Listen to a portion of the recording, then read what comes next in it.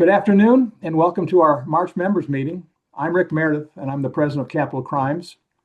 We are so pleased to have a remarkable expert in forensic psychology and prolific author, Dr. Katherine Ramsland. And what an intriguing topic, the secrets of a murderer's mind. I think we've had over 182 people register for her talk. But before I introduce Dr. Ramsland, I'd like to run down a few of our Capital Crimes upcoming events. On Friday, April 10th, Chris Dreyer has arranged an office tour with the Yolo County District Attorney in Woodland. I hope you received your email on the event.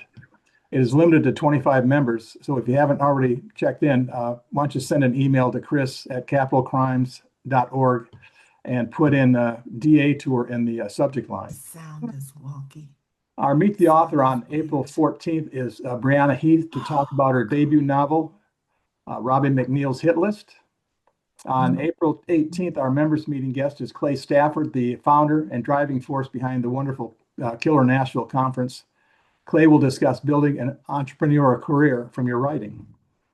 And on May 12th, our Meet the Author guest is Katrina McPherson, who will discuss her latest book, Scott's Egg, the 2026 Lefty winner for the best humorous novel at Left Coast Crime. And our speaker for May 16th members meeting will be Michael Bracken, who will discuss the business of writing short stories.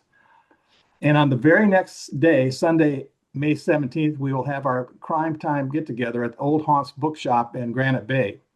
And speaking of Old Haunts, our past president, Karen Phillips, will be launching her third book in the Rocky Nelson series, The Deadly Hook, tomorrow at the store from 2 to 3. I hope you can make it. It's going to be great fun.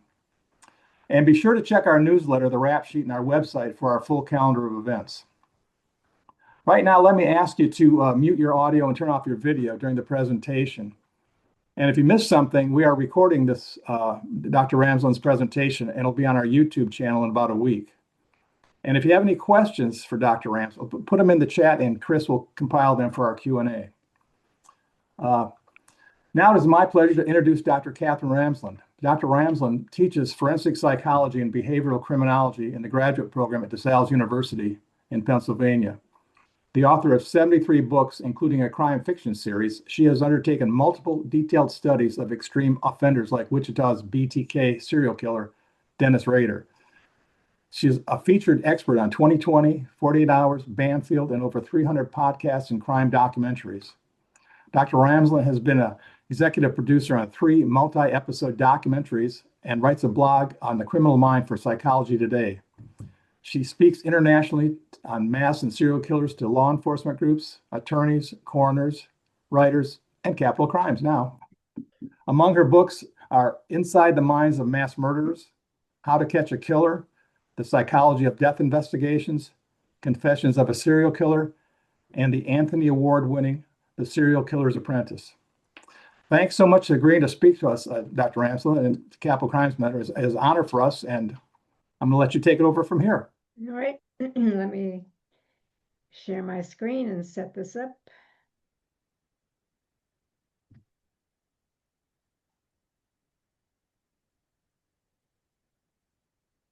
All right.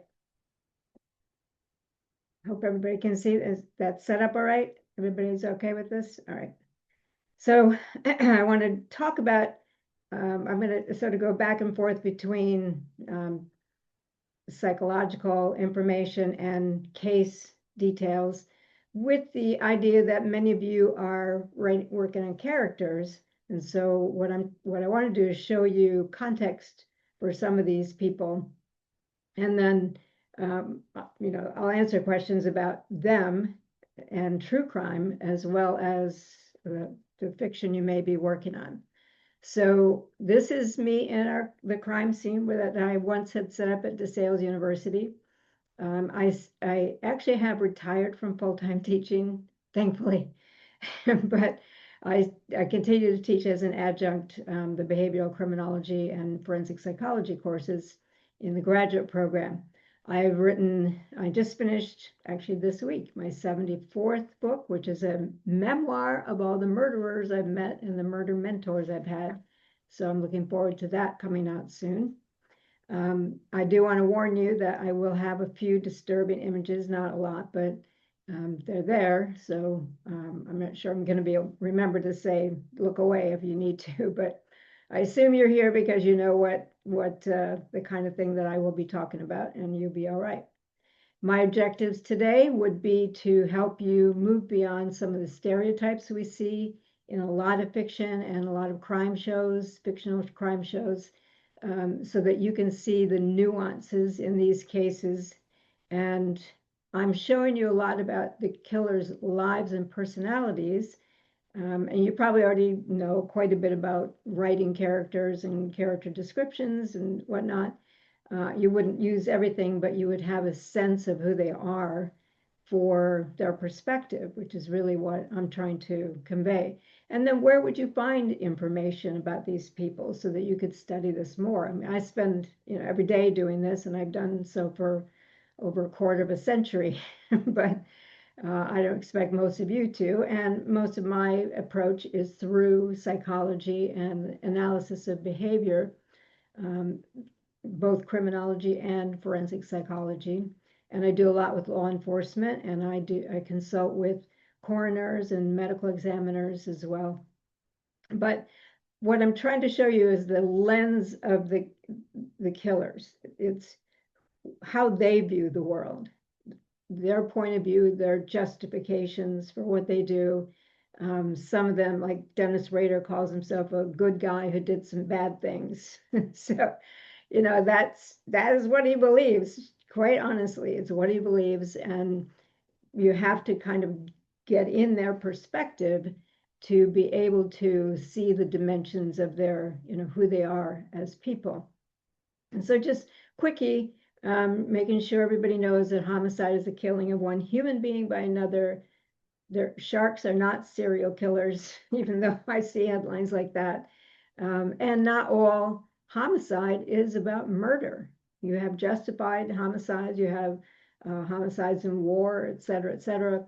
But I will be talking primarily about the more malignant people that we're dealing with. So a single is exactly what it sounds like: one person killing one person.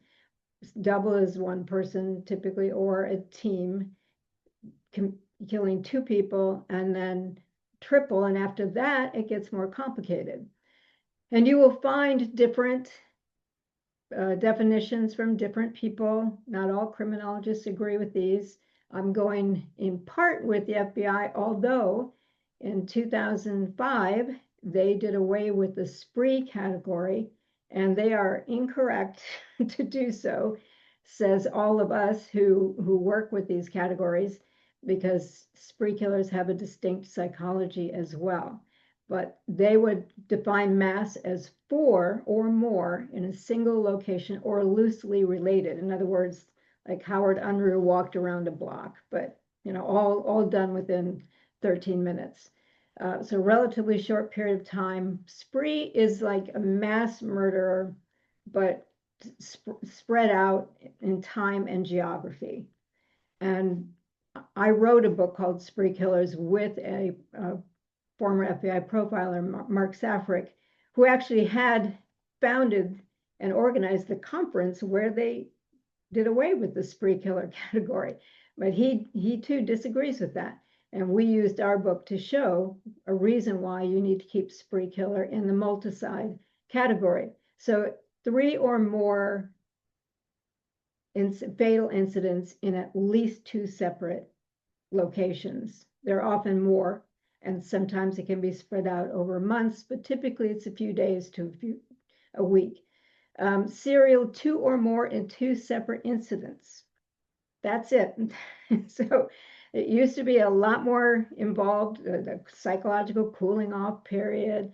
3 or more. It used to be 1 location until they realized that doesn't really work. So it's just simply the FBI's definition since 2005 is 2 or more in at least 2 separate incidents. That means serial killer is not a criminal type by any means. Mass and spree are a lot more alike one to another than serial. But these are descriptions of a behavior, not of a personality. So that's one of the things that I want to get across. And I'll talk about cases from each of these categories. But first, I want to just talk about the fact that most typically you're going to see domestic relationship kinds of crimes, engaged drug, sales or drug deals gone wrong, risky or socially marginal activities. That would be sex work, exotic dancing, hitchhiking, things like that. Any kind of high risk arena. Atypical homicides would be psychotic or serial killers, despite the fact that TV shows are loaded with these. It's really actually atypical and less so than it used to be from the 70s through the 90s. So victim of an absolute stranger, atypical. But, it makes for good fiction. So it seems to be a lot worse than it actually is. And then I want to talk about the psychology of the killers. So the comfort zone, and we use these words egosyntonic, which means they're perfectly comfortable with it. They don't have any remorse. This is what they intended to do. It was their goal, or it's a means to an end, whatever. So they don't have any really psychological issues with the fact that they've killed somebody. Ego dystonic, they do have issues. It's not who they are, and they may suffer remorse, or they may commit suicide, or they'll be disturbed by it in some way. And then psychotic is just they're completely cut off from reality of what they've done, and they might do things to the body. Quite often, people with a psychosis will bite the body or remove items or pieces from the body or have sexual contact with bodies and not necessarily know that what they've done is wrong. And so that's a whole different category. Some of the factors that you want to be aware of that are influential in the way a murderer might be thinking is that some will have a brain injury and they'll have impulsive or reactive types of crimes, or some kind of chemical imbalance, especially if they're taking drugs or mixing drugs and alcohol in ways that they don't ordinarily do, or somebody has drugged them. Paranoid disorders, I'll talk a little bit about this because we see a lot of paranoia among mass murderers and also some spree killers. Typically, they want to make a preemptive strike because they're full of fear for themselves. They have some kind of delusional disorder going on. And social influences, you'll have people who get caught up, radicalized, caught up with these cells, these terrorist cells, or social groups. And we see a lot of this with kids, is they get caught up with video games or with some kind of identity, vampire identity or something like that, and that has an influence on the kinds of plans they make. And then situational, about 75% of these homicides are situational. They're stressors like domestic kinds of homicides or bar fights or something like that. So typically most of what we see is that kind of thing, situational. But there's a difference between being impulsive, and that is people who don't think too far ahead of, they don't have a plan, they don't really know, they don't think about the consequences, they just impulsively act out, or they're reactive to something, they get angry, they don't like what happened, and so they're going to make somebody pay. And so there's a certain amount of anger, fear, and hostility in those kinds of incidents. And compulsive, this is more kind of more interesting in that they feel so overwhelmed with this force that they need to do something, and often it's about anxiety.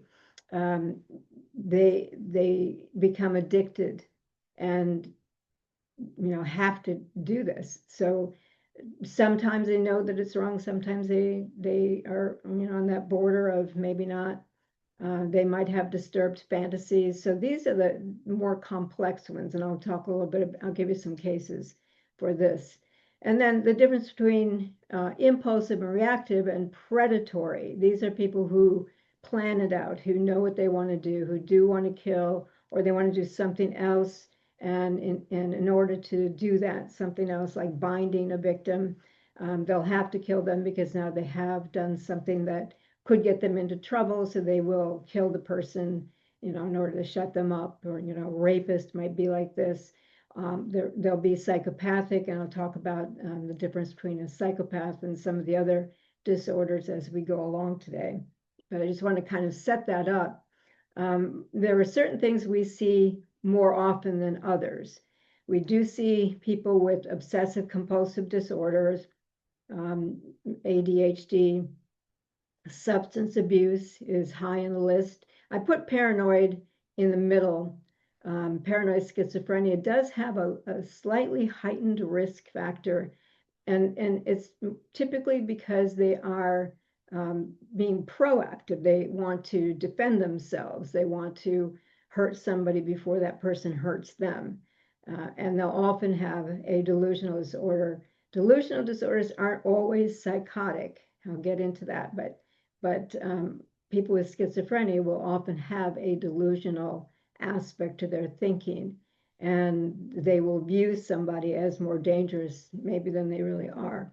I've already mentioned brain damage as well, organic damage. And personality disorders. There are 10 personality disorders. I have a handout that you'll be getting where you're getting links to some of this information. So if I'm going too fast, and some of this, you will have all the information available to you. There are 10 personality disorders, not all of which we see in law enforcement circles, but the ones that we see a lot, I will talk to you about as we go along. This link will be on the handout, so don't worry. But the DSM-5, at least in this country, is kind of the Bible of all these disorders, the Diagnostic and Statistical Manual of Mental Disorders. And the link that I'm giving you, and there's many of them online, it's very easy to find them, but this is a good one for an overview of the disorders that I'm going to talk about today. So please use that as you want to, but that gives you a lot of good, very accessible overview of the kinds of disorders you'll see most often. This is a really interesting condition, anosognosia. This is where a person is not aware of their disorder. And it could be physical, it could be psychological. Often you'll see this with people with schizophrenia. They don't know that they're ill. They don't see what other people see in the kinds of behaviors that they have. And I would certainly recommend you looking into this. I think it's a really interesting kind of condition. I'm sure it's a horrible one for the person experiencing it, but it's interesting because I think it makes for a good character, where they just can't see it. They don't see it. And sometimes it's an injury, a physical injury that they really just don't recognize. One of the cases I can tell you, Gary Gilmore, who had been in prison for a long time, most of his life since he was a teenager, and he made this he was very artistically talented. He made a very eloquent plea to a judge to give him a chance. If he could just get a chance to get out, he would be able to comport himself in a pro-social manner. And he had a cousin who was willing to host him, but he could not see that his impulsivity, his anger, and his self-centered narcissism would inevitably trip him up. He just could not see that he really did not have the control over his behavior he believed he had.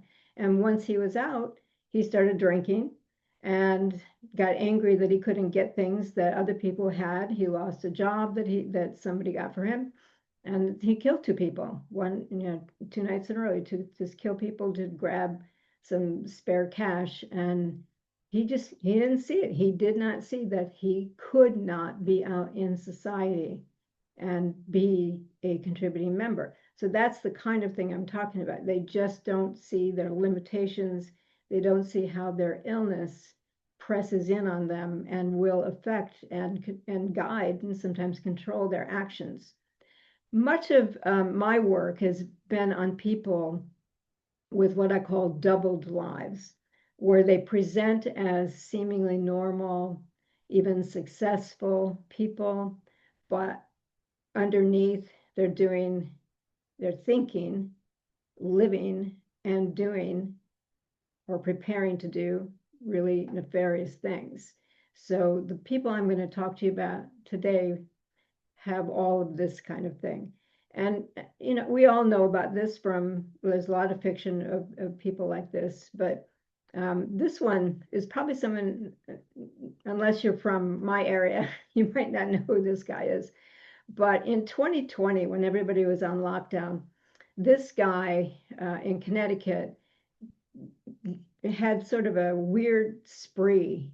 So he became despondent over a breakup. He went to his former girlfriend's neighborhood with a samurai sword.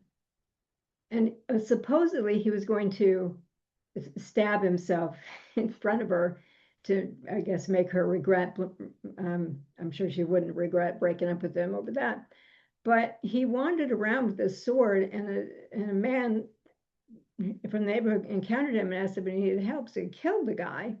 Another neighbor came and tried to help, and he stabbed him. That guy survived. He went into a house of a stranger and held that guy captive for 24 hours. Then he left the house and went to the home of a friend who was a drug dealer because he knew there'd be money there. And he killed the friend, and he made the friend's girlfriend drive him in her car to New Jersey, where he abandoned her and the car, took an Uber to, I think, Scranton, Pennsylvania.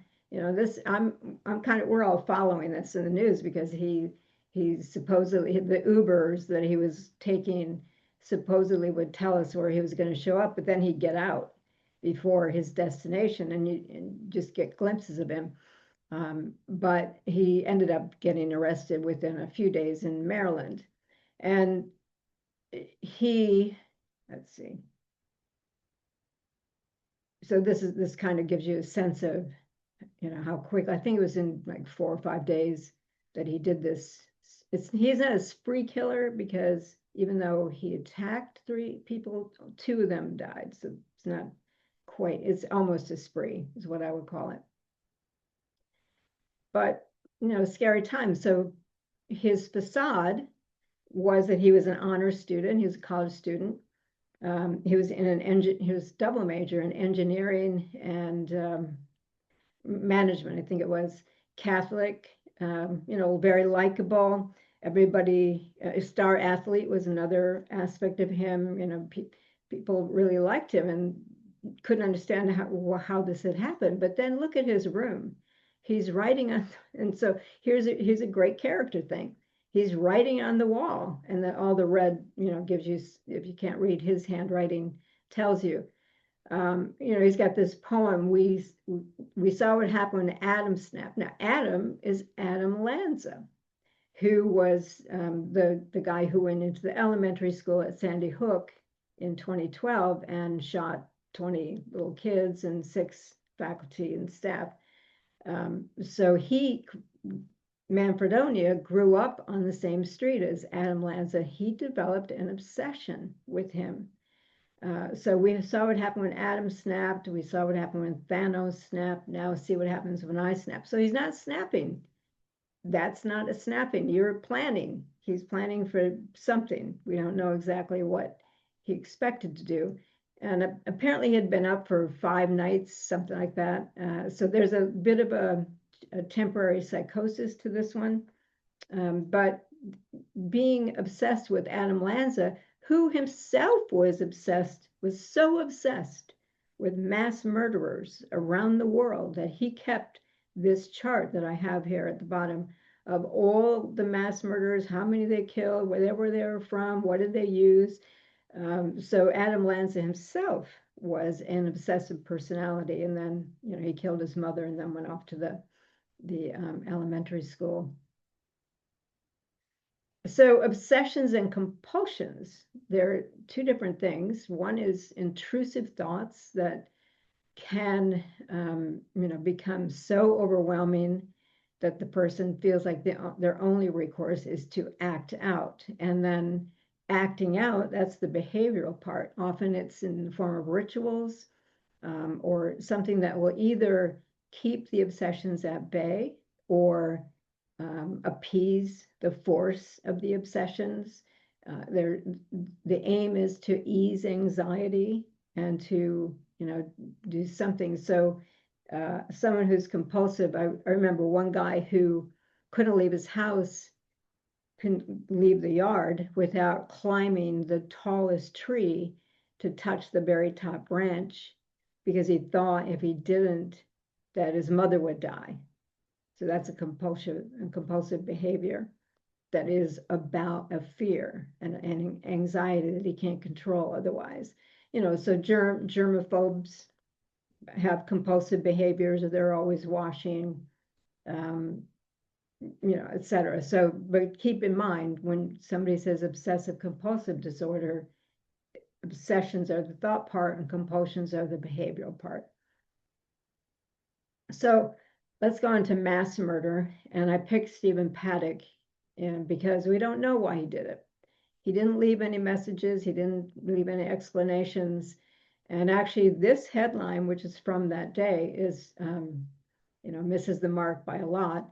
It's actually 60 killed and over 800 people were hurt. Some of them wounded, some of them trampled as they were trying to get away. These were people who were at a music concert, and he, was up on the 32nd floor of the Mandalay Bay Hotel shooting at them. Horrifying thing, but this is the worst mass murder in our country. So let me tell you a bit about Stephen Paddock, because we don't know why he did it, but we know a lot about mass murderers, and they tend to have very similar kinds of profiles. So this is the house where he came from, and what you should always be doing when you're trying to think about the lens of the killer, what they're like, what they're thinking, is where do they live? What's their house like? And he had put up this fence. He's a reclusive guy, and even though he's got pretty close neighbors here, they didn't know him, just have to see him now and then. But he speculated in real estate. This is just one of the houses he had bought. He had multiple ones. So if I were looking into him, I would look into every one of them, because he bought them in different states and he did it as kind of a gambling thing. And the other aspect of him was that he was a gambler. He and lost a lot of money, quite a lot. And he got angry because he thought the casinos were not treating him right, because he spent and lost so much money there, that he thought that he should be given a lot more privileges. So we kind of get a sense of why he would choose this particular casino hotel, because he thought that they had not treated him right. And he had been a bit despondent, and he had actually told one person that he had a plan to, start shooting. And he didn't necessarily pick Las Vegas. It wasn't his first choice. He had looked at other concert venues. He had looked at other states. And the friend that he told this to really, didn't believe it, but did know he was compiling lots and lots of guns, high-powered guns. I think he had something like 55 when all was said and done. But so he picks the Mandalay Bay, and he spends his time preparing. He brought 10 bags of guns and ammunition and whatnot up to these rooms. He rented 2 suites, and you can see the 2 windows broken out here. And because he's going back and forth to see what is the best vantage point. He wants to kill as many people as he possibly can.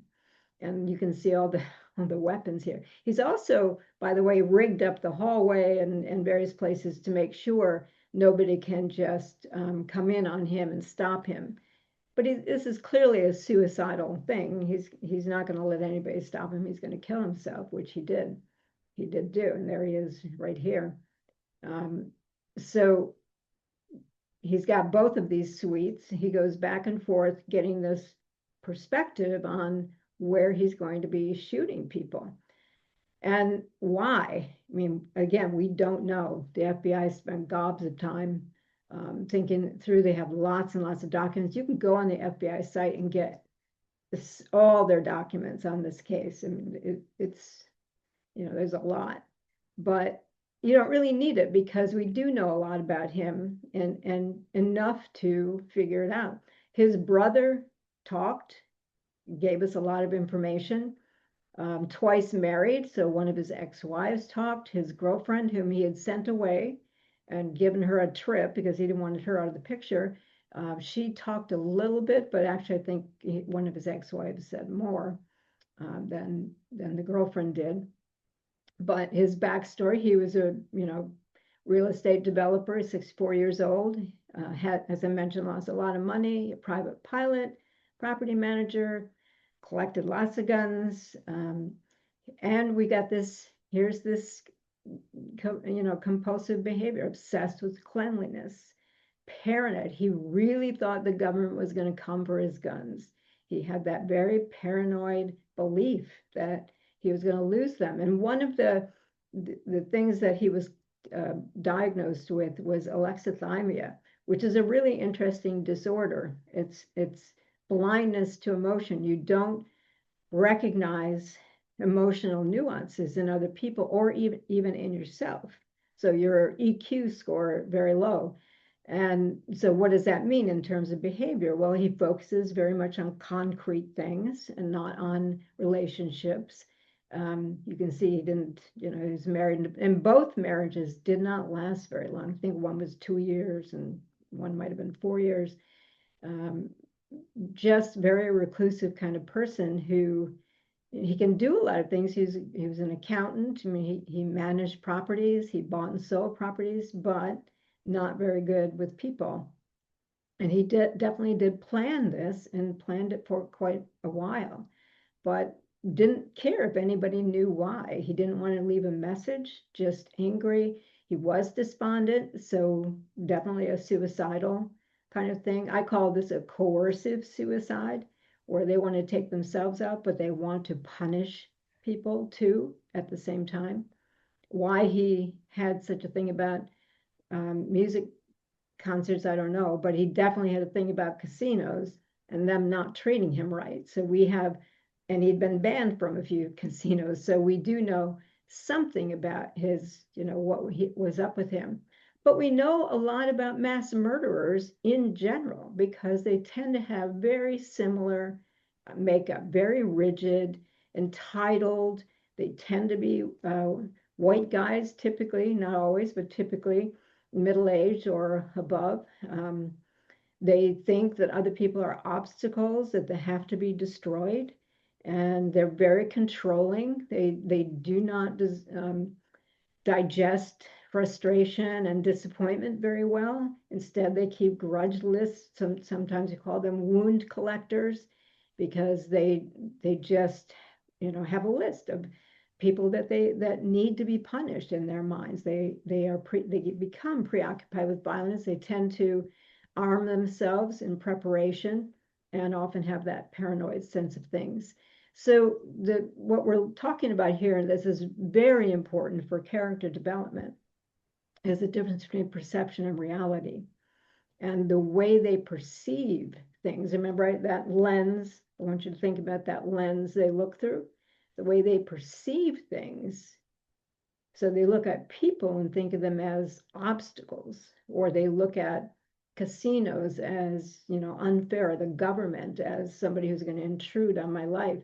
And that's not necessarily the reality of it. That is the way they view things. So perception and reality, the perception part is the part that you as writers have to grapple with, that they're going to have a skewed view of reality because it's going to be about what are the influences in their world? Are they paranoid or have other issues going on? Are they part of a terrorist cell? Are they, part of a, teenage video game gang or whatever it is, whatever the influences are, that's going to affect how they interpret their world. And even organic damage, brain damage, can very much skew how they view their world.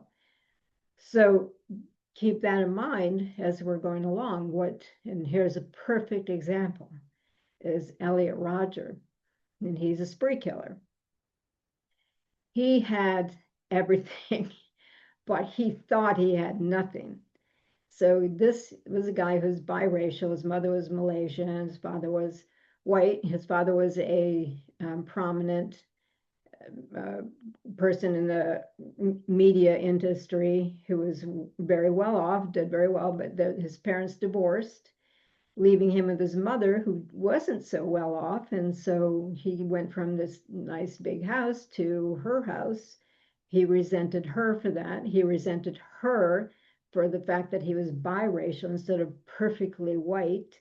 So you're hearing the perception part of this. This is his interpretation. He had plenty of privilege, but he didn't think he did. And he got obsessed, really obsessed, with losing his virginity before he turned 20 and then 21. And as his 22nd birthday started coming up, he really got angry, especially when roommates who he thought were beneath him were getting laid. And he just couldn't stand this. How is it possible that someone like him, the supreme gentleman, as he called himself, dressed well, had a nice car, etc. How was it that girls weren't attracted to him? But he wanted only a specific type of girl. It had nothing to do with whether he could get a date or not. It was he needed the perfect, beautiful, blonde sorority girl. And when they did not pay attention to him, he grew increasingly more angry. And he got involved in an online group that was sort of the precursor to the incel organizations today, who all have these anger issues at females and at society for letting females have their own choices and things like that. So Elliot Rodger was part of all that very early on and really resentful. So he started a vlog, a video blog about what he believed he deserved, how angry he was that these beautiful girls were going for jocks and stupid guys, and in his mind. So his perception of the world was very, very narrow and restricted, filled with anxiety.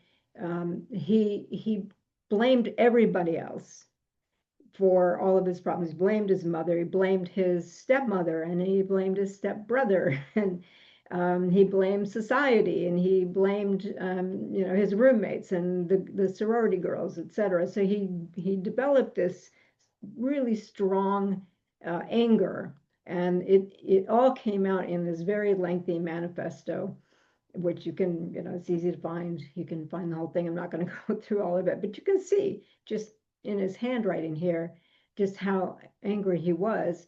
And if you can, I think his blogs are still up. You can watch the progression of the day of retribution is coming. And what he had planned was that he wanted to go to the local sororities in Isla Vista. He wanted to go to the local sorority, and he was going to knock on the door. And when they let him in, he was going to kill all the girls inside, behead them, put the heads in a bag, and then spread the heads out all over the street. This is the crazy plan he had. But it didn't go off as planned. Now, if you were looking at someone like this for character, you have a lot of stuff available. So the incel ideology these days, in fact, they think of Elliot Rodger as their patron saint, essentially, because he did something with his anger. He really went out there and punished people. But in fact, he didn't, because he did not achieve the goal at all of what he was going to do. But you can look at what, the belief system, and look at the skewed perception in the minds of these individuals who get together and all, whine about, what they're going through and how awful it is that women aren't paying attention to them. But also, on top of that, Elliot Rodger read both of these books and really believed he could bend reality to his will simply because of the way he would think. So he believed what he wanted to do was win a whole bunch of money. So he thought he could mentally influence the lottery, and that he would get very rich, and then he'd buy all the right clothes and a car, and then he'd lose his virginity. So, so it didn't work. And you can imagine how profoundly not just disappointed, but angry he was that this philosophy did not pan out. And he poured hours and hours into this notion that he could control everything with how he thought. And turned out none of that worked for him, because he didn't get rich from the lottery, did not get any girls to date him, let alone, get involved with him, especially not the beautiful blondes. So he's decided the day of retribution, the first thing he's going to do is kill his roommates. And he stabbed them to death, and also a friend of theirs who had come over. So 3 men stabbed to death. He then went to the sorority that he had targeted, but nobody answered the door. So that's on this map, that should be number 2. It's somewhere up there in the north. Nobody answered the door. So the whole big plan that he had, all charted out exactly what he wanted to do wasn't going to work.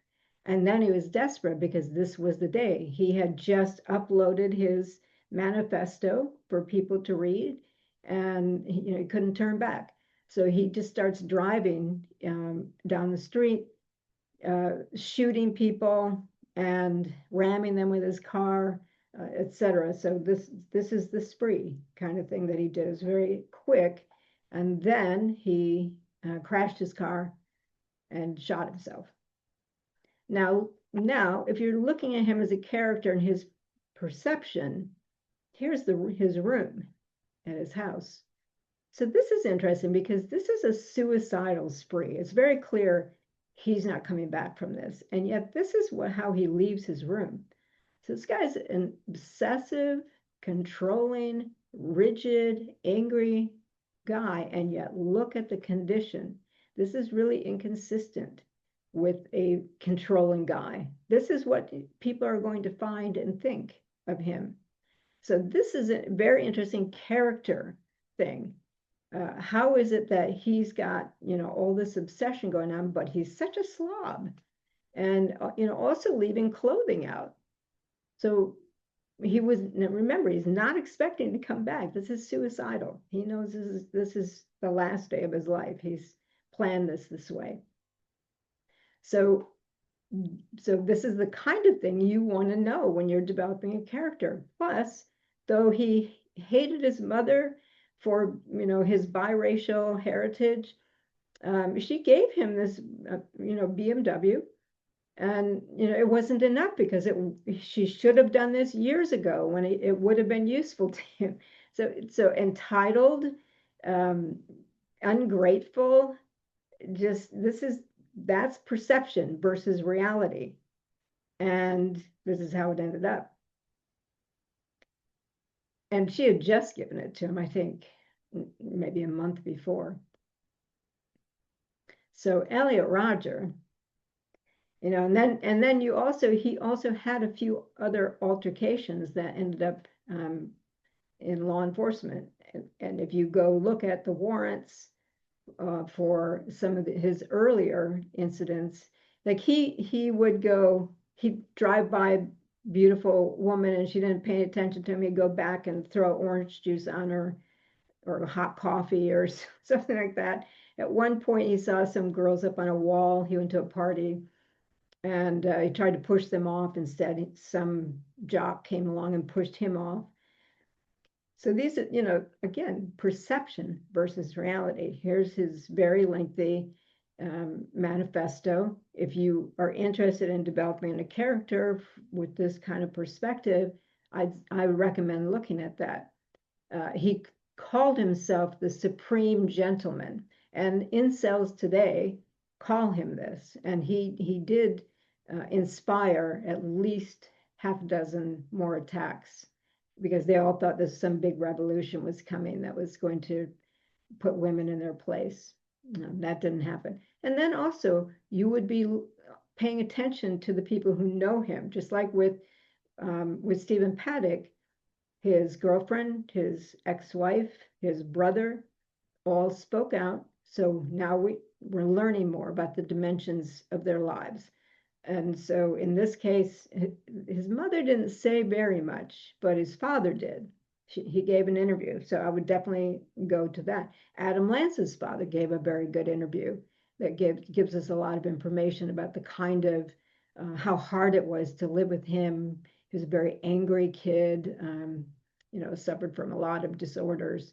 So anyway, you have lots of information surrounding these characters and the acts that they did that show us a lot about what led up to it, and what their motivating factors were, what the influences were. So delusions. Let me make sure you understand this, because a lot of people think delusions are psychotic, and they're not always. In fact, in this political spectrum we are in, you'll find a lot of conspiracy people, and there are certain delusional aspects to some of those conspiracies. I just saw somebody say something like Jeffrey Epstein killed John Benet Ramsey. Like, okay, I don't think so, but weird. That's the kind of thing people get caught up. So bizarre delusions are the implausible ones, but people hold on to them. So if you're interested in developing characters, you have to kind of lose your sense of what makes sense and go into their minds to see, why do they think this makes sense? And then the non-bizarre, so bizarre delusions would be like Elliot Rodger, believing that his mind will control whether he gets rich or not, and whether girls fall for him, that he can make all the universe bend to his will. That is a delusion. Mood congruent and mood incongruent, you can just look at this for yourself. But I also, recommend looking up the nature of delusions, because delusions can give you a lot of room. There's a whole spectrum of different types of delusions. Some are part of schizophrenia, for example, or other psychotic disorders, but some are simply people clinging to a delusional belief, like the government's coming for our guns, when there isn't any evidence that that's happening. But if somebody believes it strongly enough, like Stephen Paddock, and he starts panicking because he's got 55 guns and he's afraid that somebody's going to come in and take those, you see the buildup of that fear and anxiety that feels like he's got to do something about it. But we definitely see delusions as part of psychotic conditions as well, and we will see this in mission killers. Often spree killers can be mission killers. They develop a psychotic belief system based often on fear, and they think they have to go eliminate everyone of a certain religious persuasion, or a political persuasion, or from a certain racial group. They think they have to do something. Or sex workers. There's been a few serial killers who believed that they were doing law enforcement a favor by eliminating prostitutes. So schizophrenia is another thing to look at, although they don't make for highly interesting characters quite often, because they do tend to be withdrawn, and don't relate well to other people, and they're pretty obvious. So, but still, you should know about that.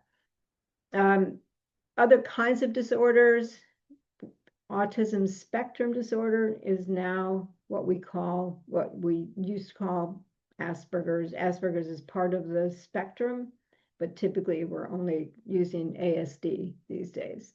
But Elliot Rodger had autism spectrum disorder, so did Adam Lanza. I wouldn't be surprised if Peter Manfredonia did. There have been quite a few others that you probably know the names of that have this aspect of, having a hard time relating to the world and to other people. Sexual disorders, Jeffrey Dahmer is a good one for that one. Religious disturbances, someone like Andrea Yates, who drowned her 5 children because of the religious delusions that were growing up in her mind. She also had schizophrenia as well, and a lot of thoughts about killing herself, but also that she had to eliminate her children because they were disobeying her, and she was following a religious leader who was himself delusional. And then anger and impulse disorders, which I'll show you some cases of. Personality disorders. These are, as I mentioned, there are 10 formal ones, although there are other people who think there should be more than 10. But again, we have distorted thinking.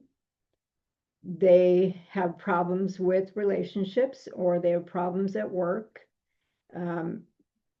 Impulse control is part of some of this, and certainly they don't think there's anything wrong with them, which just contributes to the problem.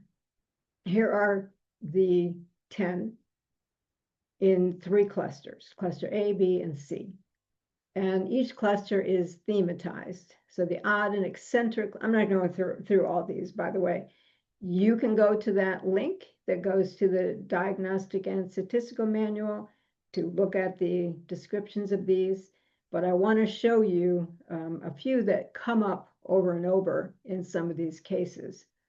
So schizoid and schizotypal are 2 that we see often, but the cluster B is the one that really comes up. Antisocial, obviously. That's almost the same thing as a psychopath, but not exactly. Borderline personality disorder, another one, is very reactive kind of person. Narcissistic personality disorder. They're not necessarily violent, but we definitely see violence in some of these types. So I'm going to show you one person, Jodi Arias. She was diagnosed with borderline personality disorder, although some people think that's a wrong diagnosis and they think she was a female psychopath. I'm not going to say one way or the other because I've never met her, but I agree that although she has some behaviors that I would say are borderline, she definitely has some that are psychopathic as well. So she was convicted of killing Travis Alexander, a guy that she had been involved with, but had broken up with, but was still obsessed with, and wanted to punish him for not just breaking up, but getting another girlfriend. And on the day that he was planning a trip with this other girlfriend, Jodi Arias shows up to his house. Mesa, Arizona is where he lived. And she showed up and got undressed and seduced him, and then stabbed and shot him. Now, I do have a graphic photo, so you can close your eyes for a minute if you need to. Brutal, very brutal treatment of him, stabbing him all over and then dragging his body over to the shower and leaving it there, where he had housemates, but they didn't realize he was there for a few days, and so he did decompose a bit. She then said she wasn't even there. She started passing off all kinds of stories. She wasn't there when they showed her that they had proof she was, because she had taken pictures of him and then dumped the camera in the washing machine. Bizarre. And they were able to get the pictures and show that she was there. But then she made up a story that she was there, but these men invaded the house and she had to escape because she was afraid for her life. When that didn't pan out, then she turned it around to, yes, she did kill him, but it was self-defense, etc. So she was a very interesting one. And this is one that I will tell you, her interrogations are on YouTube. And wow, watching the progression where she believes she's going to get away with this. And she's very confident and flirty, and when she's here standing in her head when she's waiting for the detective to come in, she sings some Christmas song. I think it was Oh Holy Night. I think it was. She's sitting there singing. And you can see here per court, she has now dyed, let her hair grow. She had been dyed blonde. She let her hair go. Now she's got glasses. She's looking very demure. So manipulative, very manipulative person. And you can see this, but as she's beginning to realize they've caught her, her behavior changes. Her hair starts coming in front of her face. She starts hiding behind the table. She pulls her legs up. She does a number of things that show oh my God, she realizes she's been caught. So she's a very interesting one to study. There's a lot of stuff out there about her. The prosecutor wrote a very good book, even though he's been, I think, disbarred at this point. He wrote a very good book about how he figured out her long-range plan and the various things that she had done to try to get away with this. So here are some of the behaviors and traits that you see in a borderline personality. And she shows some of this stuff. I mean, she tried to do media interviews to get people on her side. I think she continues to do that as well. I don't know that she had the mood swings, but she certainly had some of the other, like especially the abandonment issues. We kind of talk about people with borderline disorder as a push me, pull you. Like I hate you, don't leave me is the name of a book about borderline personality disorder, because it's like don't get too close, don't get too far. There's this constant tension in these relationships. So the fear of rejection certainly was part of her motivational spectrum, but she wasn't impulsive. I mean, this was well planned. She did a lot of stuff, from buying gas cans and so that she could make it seem like she had traveled out of state when in fact she was with Travis. Yeah, it's an interesting case. Anyway, so you can see the personality disorder is very prominent in her behavior. It guides and almost compels her to act, to punish him, and to keep him from leaving her. All right, so psychopaths. Oh, what time is it now? Okay. I'm about to get into serial killers, but I just want to say something about psychopaths.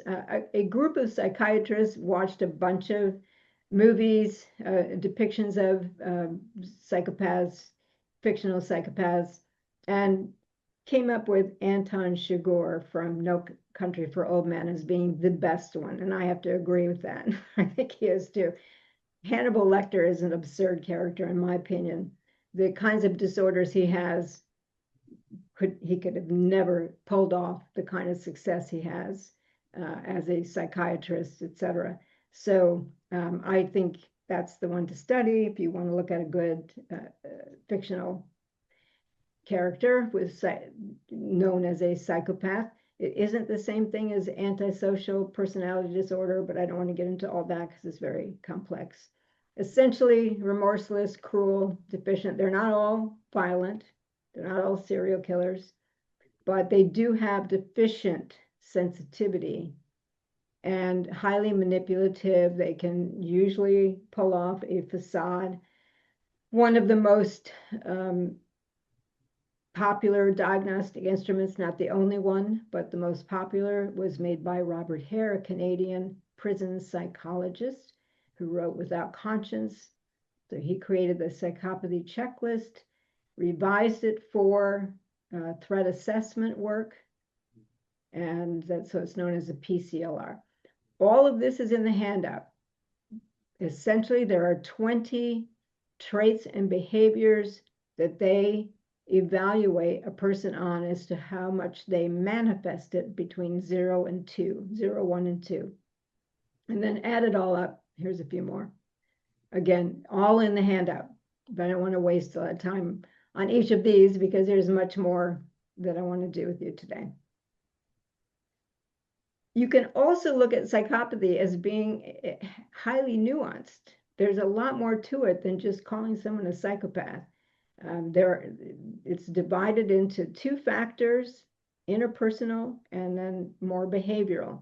And each of the factors has a facet. So the 20 are divided into 5 in each of these lists. So you can pursue psychopathy. Theater of Milan has 10 types of psychopaths. It's not, the PCLR isn't the only show in town by any means. And I would, if you're trying to create a psychopath and their perspective, I would definitely spend some time looking at all the different aspects of what we know about psychopaths. If you went to hair.com, I don't have this on the handout, but hair.org, they have tons of research on psychopaths there, a lot of it free. So let me talk about Dennis Rader quickly, because this is somebody that I've been talking to for the past 16 years, and I wrote Confession of a Serial Killer, which became a 4-part documentary on A&E, which I think is now on Hulu. And his story that I wrote in his book, I call it a guided autobiography, is his perspective, his lens. And so what he did just essentially is between 1974 and 1991, he killed 10 people. He started with 4. Had he stopped with this one incident, he would have been a mass murderer. Instead, he went on to kill. So he killed these 4 people in the Otero family, and then across the years killed 6 more women. He basically got away with it until 2004, when an attorney in Wichita started writing about the BTK killer. He thought at that point they only had 7. And Rader did not like the fact that somebody was writing his story, so he began to write these chapters that he stuffed into cereal boxes, along with these Barbie dolls that he would dress to look like his victims, because he started playing a game. So that's interesting. What's with this game thing? Because he thought that the readers of the newspaper and the ones listening to the local anchors were his fan base. So that was 2004. He got caught in 2005 by asking the task force if he could send a computer disk and could they trace it? And they said no. So that was stupid, right? So it led them to him, and it's a complicated story as to how all that worked. But the point is, once he realized they had him, he began to confess and told them about all 10. And he then wanted to be famous. So these were some of the things in his background. He liked to bind himself. These were Polaroids he took. He's like the selfie king before digital cameras were, or phones were even invented. But he would take these images of himself bound and buried and wrapped in plastic and hanging and whatnot. He had lots of them in his storage when they went through, and he had many, many, many drawings. It's just a sampling of the kinds of drawings, but his whole thing was to bind. He called him, he named himself BTK, bind them, torture them, kill them, because he wanted that bondage thing. That was the big thing for him, was ropes and binding and a woman's terrified face, recognizing that he was in control of her. So that was what was driving him. And he created all these torture instruments in his mind. And again, they had, like, I think hundreds of drawings that they pulled out, and some were very, very gory and bloody. But there's nothing, so he's one of these doublers. These people have doubled history, and everything about him was ordinary. Worked in the military, worked in a grocery store, worked on an assembly line for a security system, the Census Bureau part-time, and then a compliance control officer. Nothing stands out. But what we're really looking at is, why serial killing was such a big deal to him. And I was able to trace that really to his childhood, and especially his teenage years. But when he wanted to talk to me, and this is interesting as a character thing, he wanted to do this through codes. So he would cut out these things from magazines and send them to me. And so the tangy barbecue wings, the B is the BTK part. Honestly, it was very, very complicated. If you're interested, I would just say read the book. The whole first chapter is about all the codes he wanted me to figure out, but he was not going to work with me unless I agreed to do that. So that shows you the narcissism, the controlling nature, the manipulation. Then I'm fine. I was fine to do it all because I'm studying his behavior. I don't care. It was really actually pretty interesting, the kinds of things he did. And then he lost track of his codes, what his codes meant. So I ended up making the code that we used for the book. But you're looking at a guy who says, I'm a good guy who did some bad things. That's his perception. I'm a good guy who did some bad things. No, you're not. Murder is what makes you feel most alive. These other things are things you have to do. You have to work, to fit in, to carry on a facade. Murder is what makes your heart beat. So you are a bad guy who did some good things. So perception, reality. And he came up with this notion of cubing, where he could be have all these different sides and pivot to switch them around depending on what the situation called for. And I thought that was a really interesting concept. It's kind of like compartmentalization, but much more contained in the person.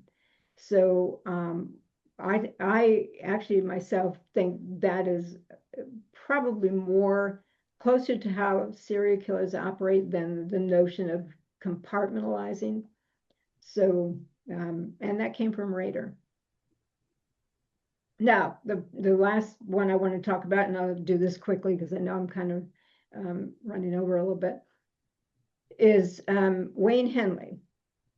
Elmer Wayne Henley Jr. He was the accomplice to a serial killer in the 1970s in Houston, Texas. He was a co-accomplice. There were two of them. David was these two guys. I'm sorry, I'm getting a little bit tired. The two of them together would go get boys in for Dean Corll, the serial killer, the adult predator, to rape, bind to torture boards, submit to little tortures before he then would either kill them himself or order the boys. Both of them were teenagers. Wayne was 15 when he started, and David was a year older than him. But David had met Dean Corll when he was 12. So Corll manipulated and groomed these two accomplices to do his bidding. And Wayne is the only accomplice to a serial killer who killed the killer to end it. And he killed Dean Corll in this house. I'm not showing you those pictures, but inside the house, then cops found all the torture instruments and the boards that the boys were put on. And Wayne then said that he knew of boys that were buried in a boat shed, and he named names that the cops didn't believe him, but he named names of kids who are on the missing persons list. And these are all from a specific area, in the Houston Heights. So they go down to this place in Houston where they have the boat stalls, and they start digging, and there's a kid who had been missing the week before. So turns out in that little boat stall, there were 18 bodies. Now, officially it's 17, but somebody recently was able to identify remains of an 18th victim. And then there were 6 buried on a beach and 4 buried in a lake property. So 28 over a period of about 3 years. And these are just the ones we know of. Dean Corll also would go out and get victims on his own. So we don't know, but we know that at minimum 28. So what was it like for Wayne Henley? And that's when I wrote the book, The Serial Killer's Apprentice. We worked for several years on his experience of being groomed into becoming a killer. He wanted to be a minister. So think about the perception of that. He's also a talented artist. And there's a documentary called Collectors, hard to find, that shows his artwork and interviews with him that show a very different sense of how he was portrayed in the media. So that would be a source for finding about more about his character. And then we did a two-part documentary for HBO. It also won the Anthony this year. So you can get more information there. And so, and this is on the handout, getting more dimension for characters, and then I'll turn it over. This is the end of the line here. I'll turn it over to questions, but I just want to give you some ideas about what you can do to create more dimension in these guys, is to think about them. Like, think about Stephen Paddock. What caused self-doubt in this guy? Doesn't seem like he had self-doubt, but he did. And you can glean that information from the people who knew him, who knew that he was despondent, who knew he had some issues. What might have changed their mind for going through with what they did? And what supports their narcissism? Why do they continue? Elliot Rodger, I'm telling you, what made this guy think he was so special? I don't know. Nobody around him thought that he was, and yet it became such a key part of his identity. And again, this is, how do they interpret the world? How do they respond when confronted? I have 3 pages of these questions, and they're all in the handout, so don't worry. How do their siblings view them? Sometimes siblings give interviews and talk about it. But even if you don't have that kind of information, you can imagine what it would be like. Michael Gilmore has a Substack talking about his brother Gary Gilmore, who killed, I mentioned, killed the 2 young men in Utah when he didn't realize his own limitations. And I'm telling you, that is an incredible Substack, reading about what his experience of being in this family. So what is their search for meaning?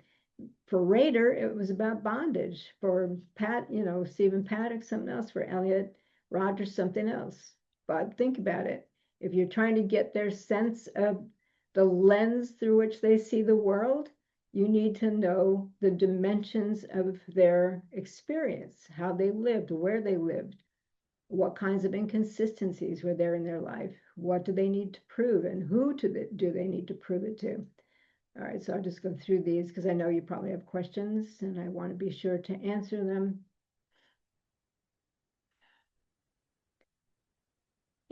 You obviously can see with Jodi Arias, what are they afraid to lose? She was afraid to lose Travis. She did lose him, didn't she? I mean, you can't keep somebody if you kill them. What do they struggle with? Do they have any self-awareness, or do they have the anosognosia or alexithymia, or some other thing that filters the way they see the world around them? What's puzzling about them? Well, Elliot Rodger, that he's this controlling guy, and yet look at the room he lived in. It was unbelievable, like hoarder. What makes them laugh? We don't ordinarily think about these guys having a sense of humor, or women. What actor might they like or not like? These help you get dimension and see more about these people. So in sum, these are very complex individuals. It pays to look up the long form analyses of these cases if you can get them. Like, I spent 5 years with Dennis Rader writing that book, and it goes pretty in depth. I spent 3 years with Henley. Learn about their home life, their interests, their quirks, and consider the psychiatric conditions. I've given you a link to that in the handout.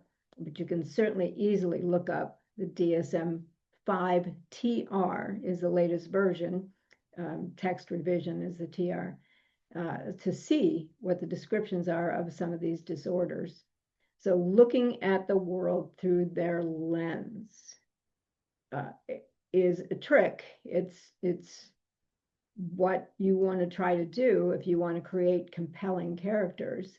And so this is how you can contact me. I also have a blog on Psychology Today that I've been writing since 2012. It's free to see. It goes through a lot of this information. I have 600 blogs there. I also have a Substack that you can, and I put those on the handout as well. The links are there. So that brings us to questions. I'm sure you have some. Hi, Catherine. This is Chris. Thank you. That was fascinating. And we do have some questions. Let me. Okay. Do you want me to stop the share? And so Yeah, that'd be fine. Thanks. Okay. Okay. Christine asked two questions. She says, does it matter what disorder a murderer has? Shouldn't murder be a crime without subtle distinctions? Should. I don't know about should, but it has a lot of distinctions because it matters in court. If somebody comes in who has brain damage, that's going to be a mitigating factor. If they were coerced into murder, as Henley was, that's going to have some effect on the way people view him or her. So murder isn't a simple act. I think that's why I wanted to show you that there are a lot of influences, and you have to consider what the influences might be. But yeah, you'll get lots of expert witnesses, psychiatrists and psychologists and social workers who go in often for the defense to talk about their issues. And then the prosecution will counter with their own expert witnesses. So yeah, you need to know a lot about that person's condition as to whether or not it could be a mitigating factor. I remember there's one murder in Canada. Got to think of his name. If you saw the documentary Don't F with Cats, that guy, the name will come to me, but he had been diagnosed young with schizophrenia. But it was years later that he committed this murder where he pretended he was cannibalizing the guy. It was on video and to, loud industrial music. And then he took off and, was finally found in Europe, and he had changed his name, which suggested that he understood that what he did was wrong, despite having schizophrenia, because that gets very complicated. Can you have a mental illness, but also be found guilty? Yes. And he was found guilty. But it was dicey because we do know that he has a psychotic disorder, but that does not prevent, if it's clear that the person acted in a way that showed that what they did was wrong and that they knew it and could control their behavior, depending on what state you're in, then they can be psychotic and convicted, but they might not be convicted based on the way they perceive reality and whatever delusional disorder they might have. So yeah, I think it's important, but it's also really important if you're developing a character to know a lot about these conditions and how that's going to figure into the personality and the behavior that they have.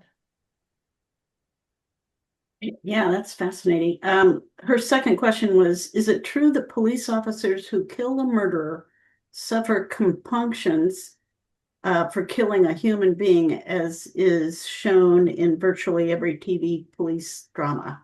I think it depends on the person. Yeah. There is something called cumulative PTSD that we do find in police officers who are exposed to or engaged in violent acts, and in particular acts that end up with somebody dying.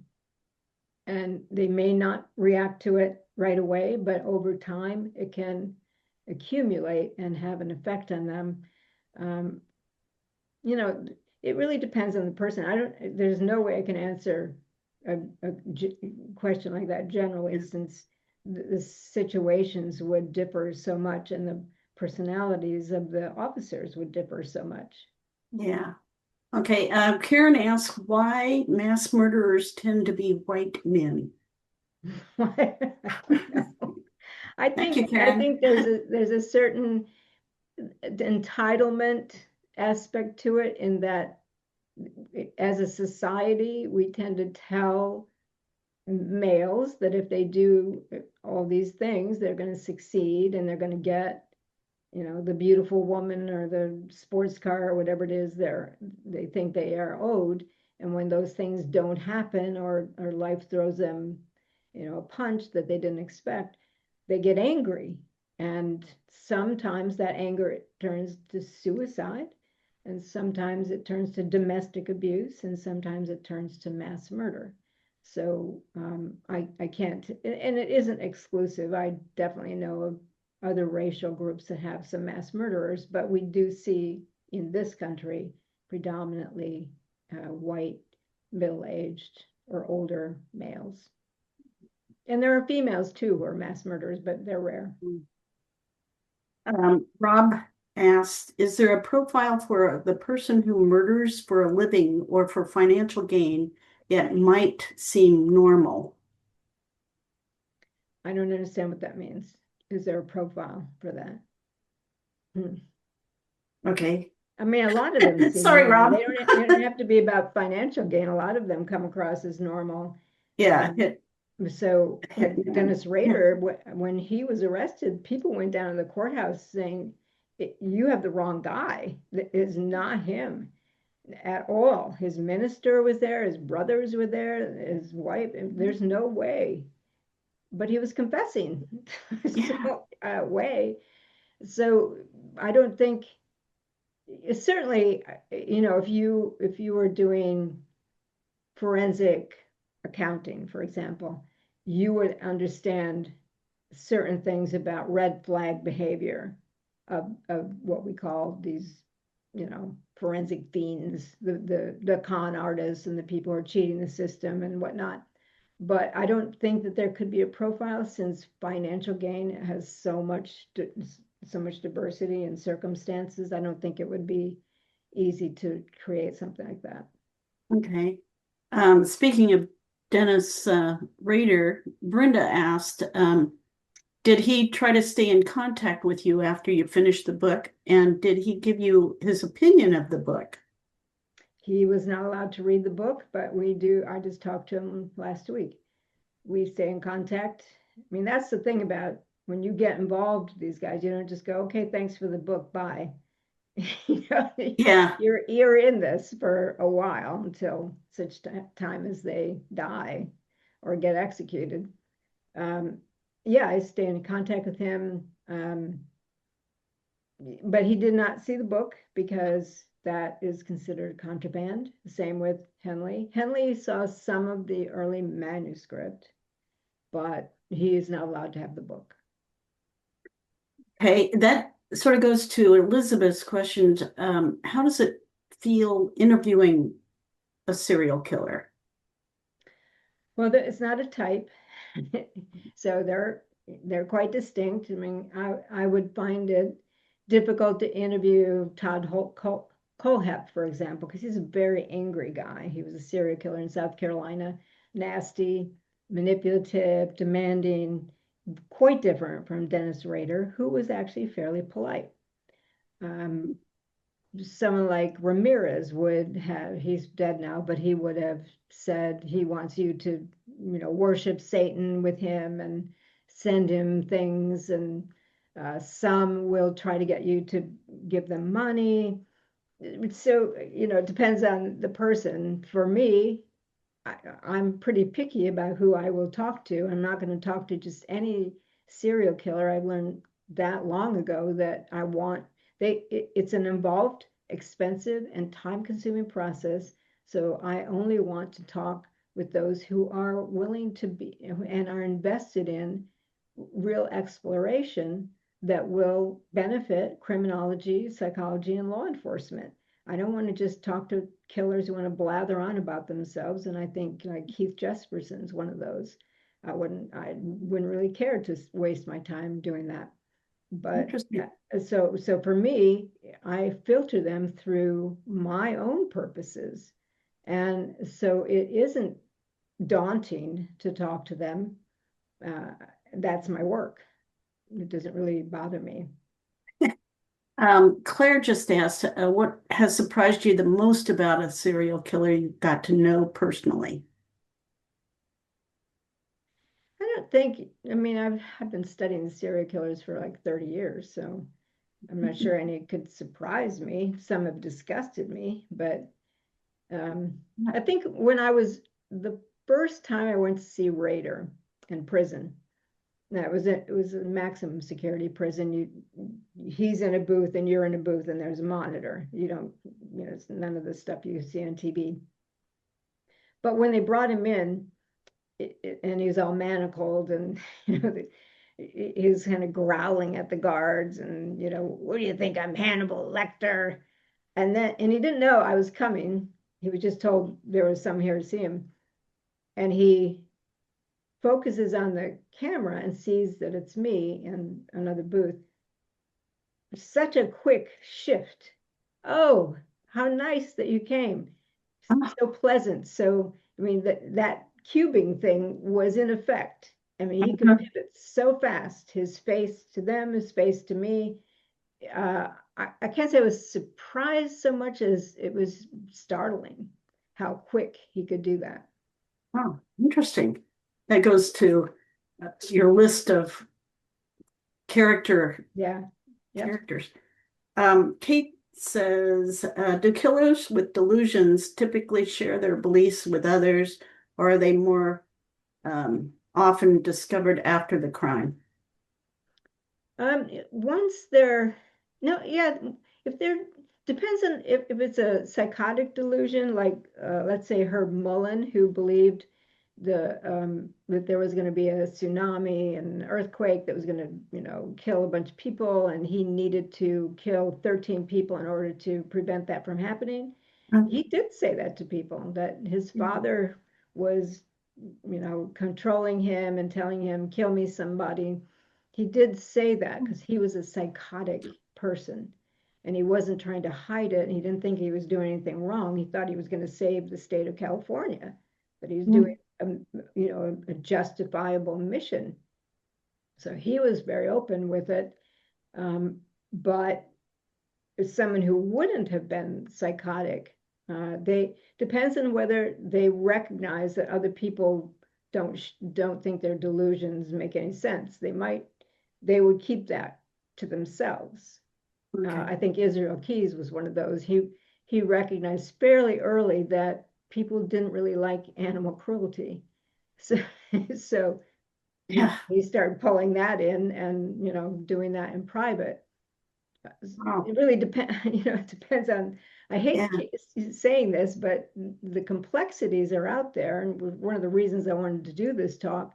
It's so hard to give you a generic answer to cover all, even if it's delusions, which is one facet of it.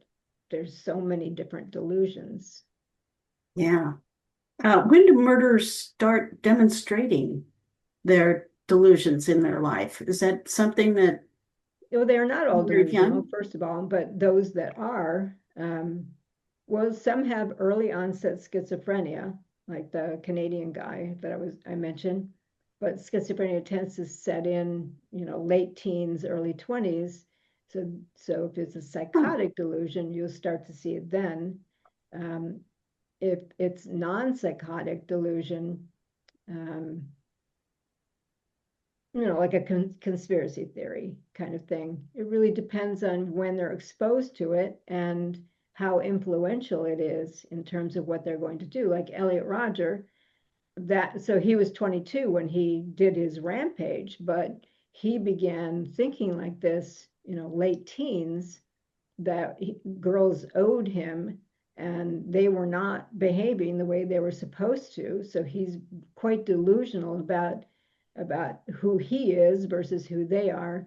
And his parents got him therapists. Let me just be very clear. They got one therapist after another, but none of them could buy into his delusion, especially after he began reading those books where he could control reality with his mind.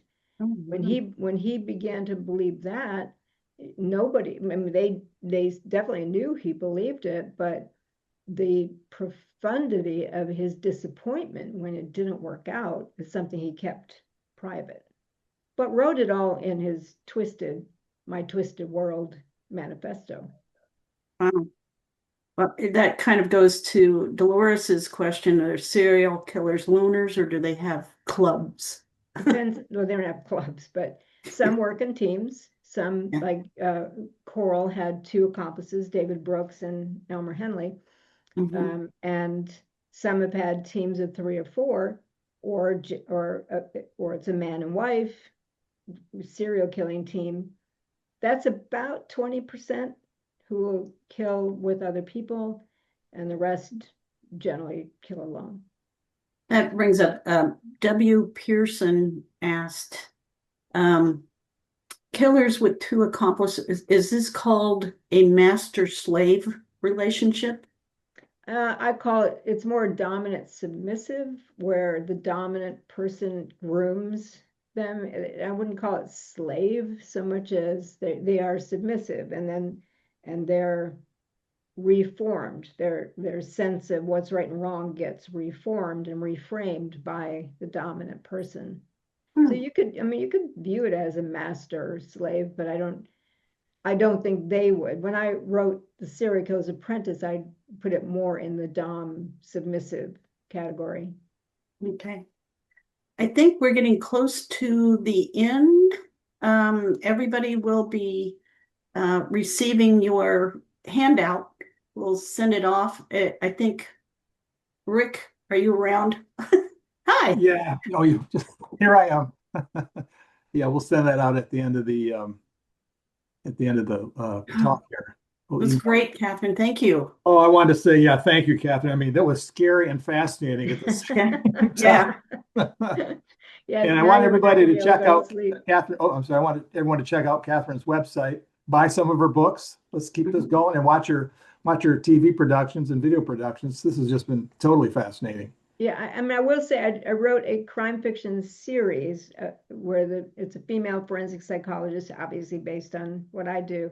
And there's a lot about the psychology of these murderers in those books, and it's based on actual cases. That's great. That's great. Well, again, our in about a week we'll have the video up on YouTube for those who had to leave early, and I think we got to a maximum of 92, which is a record, and exactly 50%, almost 50% of what the registrants. So, so thanks again. It was wonderful, and everyone's got Catherine's website, and if you want to get a hold of us, it's capitalcrimes.org, and yeah, check us out. We appreciate it. Thanks everyone for showing up. Yeah, thanks. Thank you. Thank you all.